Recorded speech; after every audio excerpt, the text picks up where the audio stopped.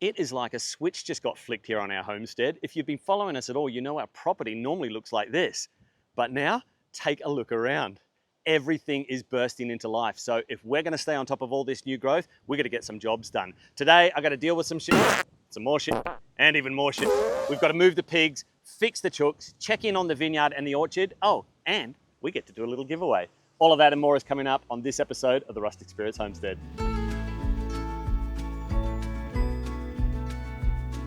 So well over 1,000 of you have entered into the competition for one of these BLUETTI AC180 units. This one here, I'm just returning back to the dam because we went on a little weekend getaway and I threw it in the back of the car. It was perfect for powering our little camping fridge and charging up stuff while we were away. So we're going to be giving that away a little bit later on in the video. But I actually want to get into the dam a little bit just now because with all of this rain that we've been getting, we've had over 100 mils in the last 4 weeks, so 4 inches of rain. To put that in perspective, that might not seem like a lot to some of you guys. We get 600 mils here a year. So we've had 1/6 of all our rainfall in the last 4 weeks, which means the ground is nicely hydrated now and any extra that we're getting should be making its way into the dam. So while over the last few months we've been measuring how much the dam water has been receding, I want to put a measuring stick in there and see if we can't see how much it's going up by and kind of calculate how much storage we get per millimeter of rainfall. That's an interesting stat that I want to know. All right, I'm going to hook this back up so that we can pump more water up to the top and then we'll go measure some dam water.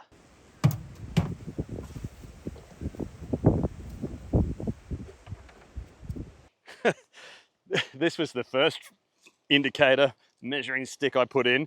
And the reason this is funny is because we're up on dry ground right now. Like we've lost maybe 2 to 3 million litres of water out in our dams, just mainly through evaporation, through use of course, and the fact that we've just had no rain this year until now. So a month's worth of rain, 100 mils, the ground is nicely charged, and it should be the case now that any other rain that lands in this catchment area is making its way down into the dams. And one of the numbers I don't know yet is what does millimeters of rainfall out of the sky equal in terms of liters into the dam?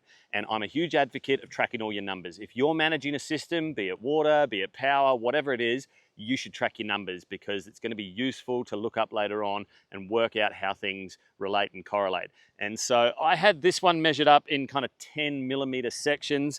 The problem was I couldn't read it from far away. And so I took inspiration from those flood indicator markers that you see on bridges, and I just painted up a piece of PVC pipe with 100 mil blocks or chunks of different colors. It's rough, it's accurate, but the painting's rough. It's just something that I can see as I drive past the driveway up there and I can tell if the dam is going up or down. And then we'll put this one back in and then we'll know accurately and exactly how much up, hopefully, it's going up by. So they're predicting a lot more rain for the next couple of months. And I want to know, what does that rain equal in terms of litres into our dam? And are we going up or are we going down?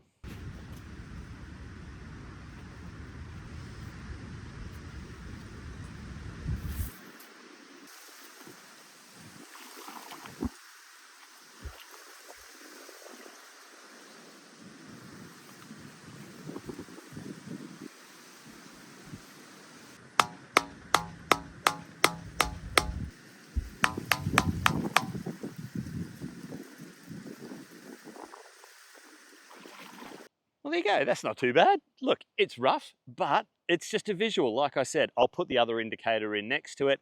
That's going to give me something that I can just cruise by and take a look at, and I'm going to know if our dam water's going up. So I think that works. All right, I have got to get our piggies moved. With all this rain, their ground has been turned into, well, quite literally a sty. So they are loving life because the softer the ground, the more they can dig, and they'd happily stay where they are for a long time in those conditions. But I want them doing this on more of the land. So let's set up a new zone for them. Check out how muddy and messy their area is getting. This is a little bit too much. Now, this is the common zone that we don't change, but I think we're going to even have to change this. So this is going to be a little bit of a complicated one. What I'm thinking is, since Missy's training pen is still up from when we were trying to reteach her to respect the electric fence, I might get all of them into that training area, and that way I can pull the whole thing down and come up with something else.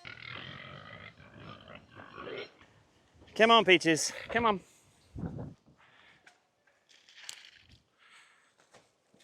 You can't smell that, but those barley grains have been fermented for a couple of days now, so that's good and stinky. Perfect for them. Guys, I'm pretty excited. I get to show off a little bit more BLUETTI gear, and every time I get to one of these segments that I do about the stuff that BLUETTI are sending us, I know I have a huge smile on my face and I probably talk a mile a minute, and I hope it doesn't come across disingenuous or salesy. I actually genuinely believe in this gear, and I'll tell you why. Before BLUETTI ever first reached out to us, we were looking for a power solution down at our dam to pump water. And I went into our local off-grid solar specialist shop that we have up in Toowoomba.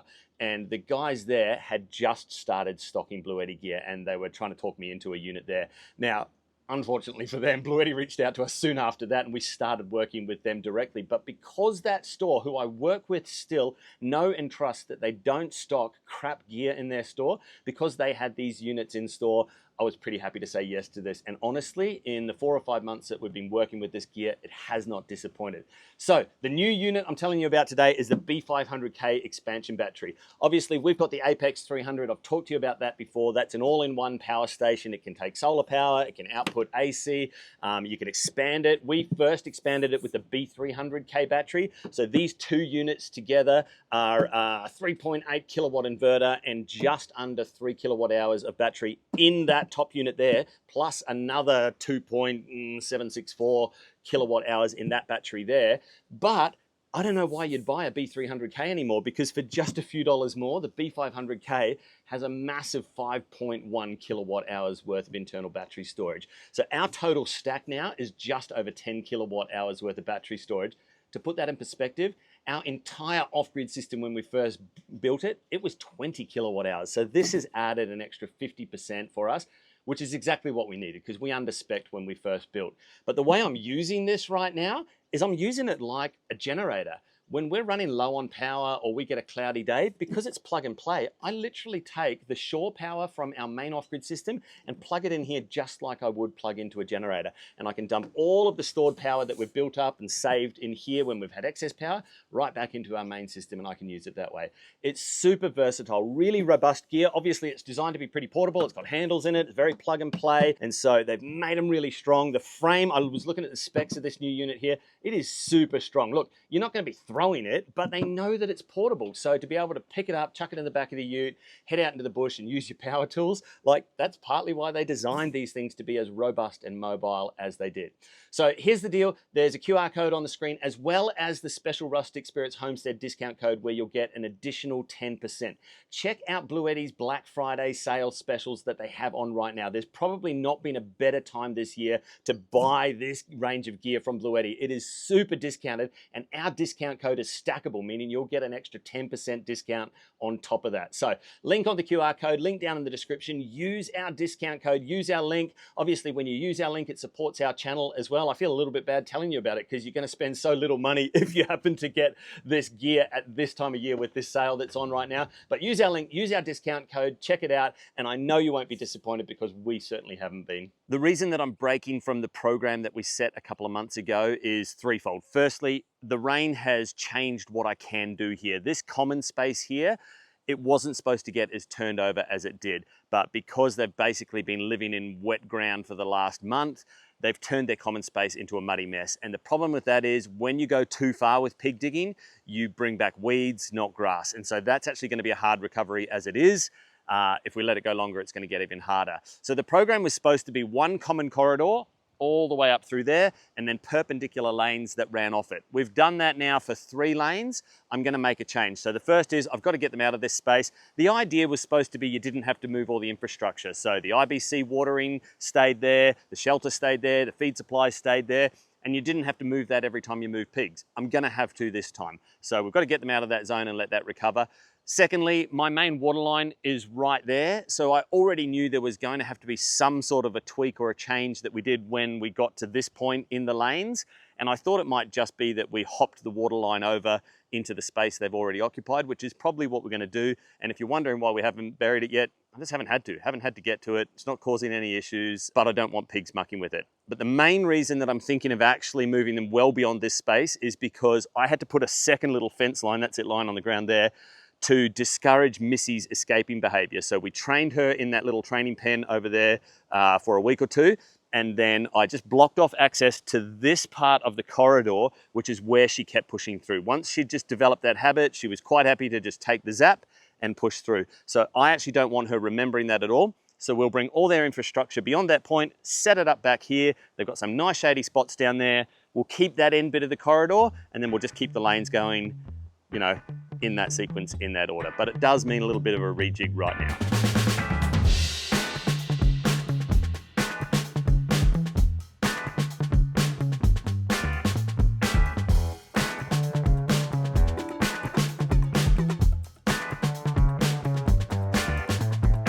Okay, we're all set. IBC's filling back up, shelter in place, and the pigs are only about 15 meters away, but this is the risky bit because we're doing an unusual move where we've set up a whole new area and there's not an adjoining space. So normally they would be in the common corridor and they wouldn't be leaving an electric fence area. Luckily, pigs are really easily food motivated. Watch me eat my words, I bet now that I've said that on camera. Anyway, we'll see. I'll grab a scoop full of feed and we'll see if we can get them to come straight over here and check out their new digs. I got to unwire this fence. The smell of fermenting barley right there.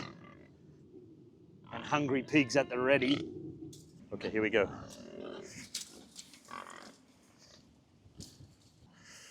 Pick, pick, pick, pick, pick. Pick, pick, pick, pick. Fence isn't on, but pigs don't know that. So let's do it this way. Pick, pick, pick. Pick, pick, pick, pick. Come on, Missy. Luna, just back up a little bit. Pick, pick, pick, pick, pick, pick. Luna, that was actually helpful. Cattle dog doing what the cattle dog should do. Or pig dog. No, that's not right. Good girl, Luna. Hey? That was well done. I'm in two minds whenever I move the pigs from an area because part of what they're doing is not just tilling the ground, but, you know, they're depositing their manure-y goodness all over the place. Actually, not really. Pigs are kind of a hygienic animal. They tend to pick one spot and do all of their poop in one spot. Now, that's not a rule hard and fast. They definitely don't poop in their shelter or generally where they eat. But I'm going to find that there's kind of a few patches where there's a lot of pig poop. So do I leave it and just kind of let it help out the ground in this area that's eventually going to become kind of grazing ground or, you know, expanded vineyard? Or do I gather it up for our compost? And in this case, I want to gather it up. But we've been learning some stuff about manure and we're going to do a whole video on kind of soil science coming up, particularly with the problem that we've got. We've got a high pH soil. We made some mistakes last year. We've got some water problems and, you know, nutrient problems in our soil, but if you don't understand the entire picture of what's going on, you can make it worse. And animal manure is one of the ways you can make it worse. If you're high pH like we are, you don't want to be adding, cow manure you could probably get away with. Pig manure, I'm on the fence about. Chicken manure, you definitely don't want to be adding to a high pH problem. So I'm going to collect this pig poop anyway because it's awesome on fruit trees. Fruit trees don't mind a little bit alkaline. The rest of our gardens, they wouldn't like it. All right, let's see what we can find. All right, found the poop corner.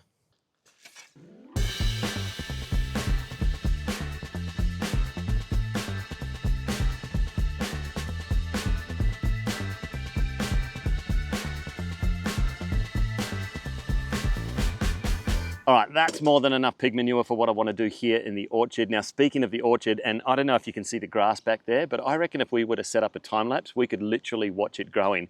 It is starting to get out of control out here with all of this humid weather. So lucky we've got Wally on the task. I'm going to set him going in the orchard while I locate some black plastic because those chickens have been living under a hole punctured roof since that hailstorm. So we've got to repair their roof. And speaking of chicken coop and speaking of manure, I got to do something about it because it's full of shit.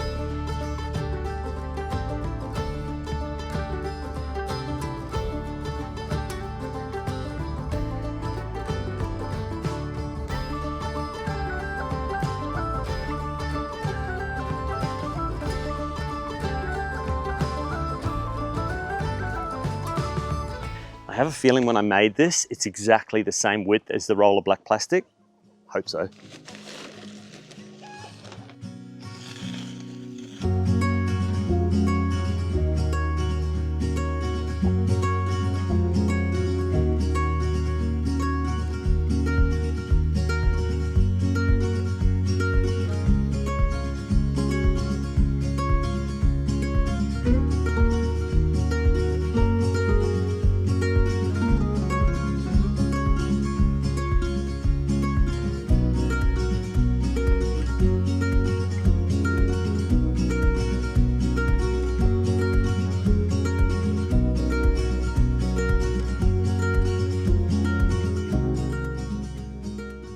All right, that'll keep the rain off.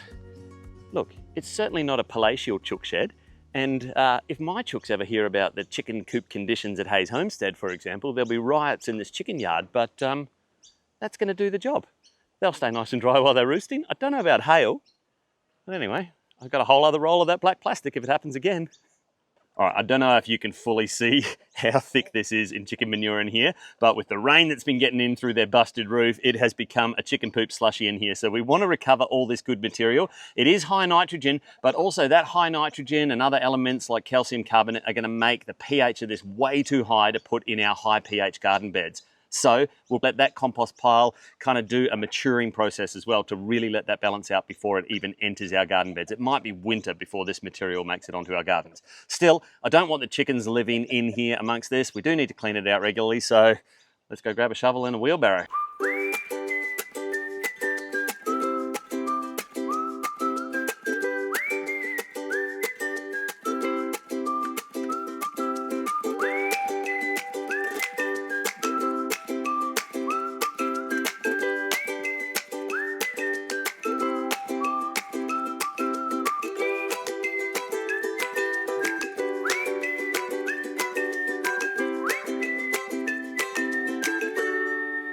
All right, as Dr. Ian Malcolm would say, that is one big pile of shit. Now, speaking of, and it's kind of related, I got one more job to do before I can go out to the vineyard and check on our grapes. And then I reckon we're getting close to the end of the day. It might be time to pour a cold one. Yep, pig, chicken, human, it all gets reused around here. This one's just on a slightly longer time frame.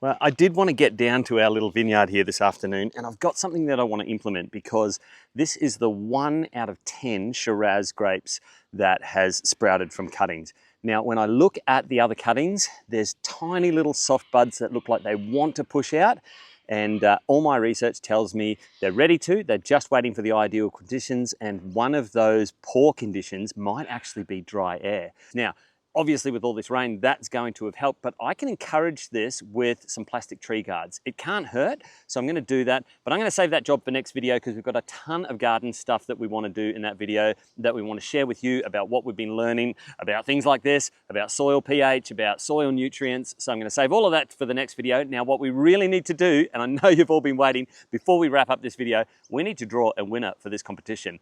And there's a lot of you, so I've got a creative way that we can do that. All right, so here's the deal. There were nearly 1,050 of you that entered into this competition. And once we removed the duplicates, I see what you did there, and my immediate family members, no nepotism in this competition, we ended up with a list of 1,040 entrants. Now, I suppose I could write 1,040 names on bits of paper and pull them out of a hat, but we're on a homestead. So I thought, why don't we come up with a way to kind of whittle that list down? And I reckon we should use the pigs to do it. So here's how it's going to work. I've got the list of all the names on my iPad right here, and they've been broken down into rounds. So the first round is 5 rounds, and that gives us 208. 1,040 divided by 5? Yeah, 208. I'm a bit of a nerd when it comes to this stuff. And then we're going to do 4 rounds, and then we're going to do 4 rounds, and we're going to end up with a list of just 13 names or numbers. And I've got a fun way to kind of do that as well. And it involves Kirsty. She's behind the camera right now and she has no idea what I've decided. So I need to sneak down to the end of this pig run down here, pour out 5 piles of food from left to right, 1, 2, 3, 4, 5. And that's going to give us our first breakdown. Or do you know, this would be heaps more fun if you knew which group you were in. Next time I'll figure out a way to do that. But anyway, we need to get the first group and the pigs are distracted right now. So let's sneak down there. Okay. So your left, my right, that's 1, 2, 3, 4, 5. They're kind of even. All right. Should I tease and read out some of the names on this group? No, that wouldn't be nice, would it? But there are 208 names in each group. All right, we're ready? Here we go. Pig, pig, pig, pig.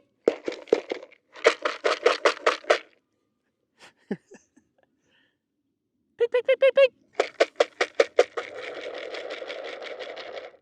Pig, pig, pig. Oh, here we go. It's going to be Peaches.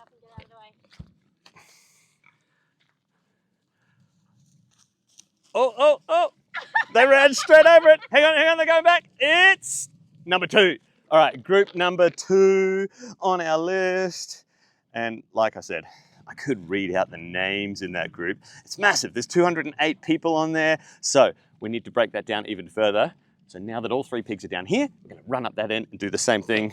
I need more pallets, and we're going to break it down into 4 groups of 52.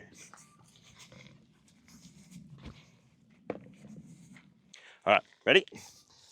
1, 2, 3, and 4. 4 or 5? No, 4. So the first breakdown of 1,040 was into 5 groups of 208. I know, I'm a total nerd. And then that 208 divides into 4 nice and evenly into 52. And then that 52 is going to divide into 13. And it's way easier to pick out 13 names out of a hat. It's not going to be names out of a hat. You'll find out. Are you ready? Pick, pick, pick, pick, pick, pick, pick, pick. They're too excited. I fed them too well. Pick, pick, pick. Pick, pick, pick, pick. Who's it going to be? I bet Missy. My money's on Missy, now that we're in kind of a gambling mindset. Only because she's super pregnant. Oh, no, here comes Peaches. Oh, Peaches again. Out of the way. All right. You cannot influence the decision. Hey, Peachy girl. Whoa. Group number 1. All right, so. You are frothing on this. So what did we say it was first? It was group number 2. Yep. And then group number 1. So I need to go, scroll all the way to group 1, group 2. All right, we have now got 52 names in front of us. And we're going to break that down one more time into just 13 names. I kind of need all the pigs up here. No, we'll go to the left. Oh, yeah. No. They need to run straight at it. Because if I pour them out, you know, you don't want them to get to one pile first. And then cover it both sides. All right. This is going to be a little bit crazy. Let's see if it works. And Luna's all upset because this is not how we feed pigs. She just wants to heal them. Herd them. All right, Missy's down there. The other 2 are up there. Are you ready? All right, 1's going to be closest to you. 1, 2, 3, 4. All right. I feel like 3 needs more. Okay. All right. Don't lean back on the electric fence. Okay. 1, 2, 3, 4.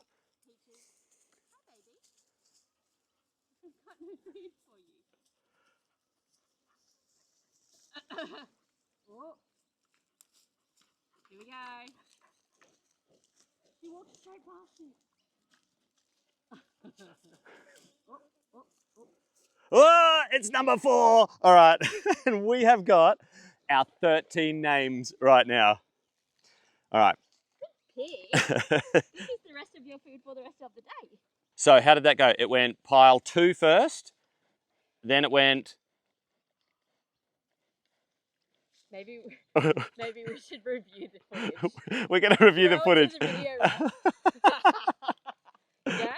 Yeah, okay. I think it was 2 first, and then it was maybe 1, and then it was 4. It was definitely 4 last, and then that's going to give us our 13 names. But we're all done with the pigs. We're going to head to the chicken coop while we just check that.